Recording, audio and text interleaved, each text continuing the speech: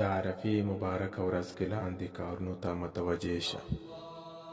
لومړی کوښښ وکړه روژه ونیسه، ځکه د یو کال وروستني او یو کال مخکیني ګناهونه معاف کوي. دوهم، سهار لمونځ نه وروسته به تکبیرات شروع کیږي، تر د اختر څلورمې پورې به جاري وي چې ټول درویشت لمونځونه راځي چې هیر یې نه کړې. د تکبیر الفاظ یې دا دي: الله اکبر، الله اکبر، لا اله الا الله، والله اکبر، الله اکبر، ولله الحمد.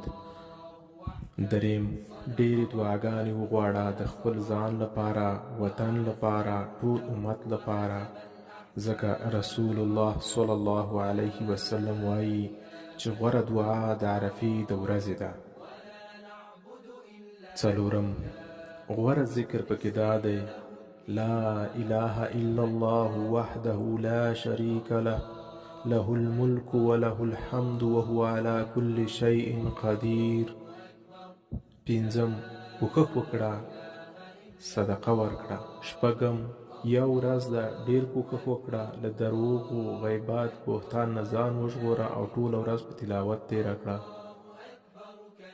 اووم، د موبایل او انټرنیټ څخه استفاده بیخي کمه کړه، ځکه چې دا د په عبثیاتو مشغولوي.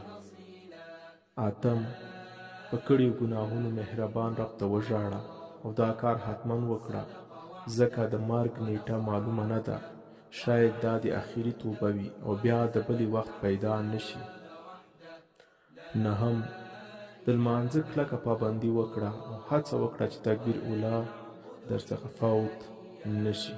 الله أكبر، الله أكبر، الله أكبر، لا إله إلا الله، الله أكبر، الله أكبر، ولله الحمد.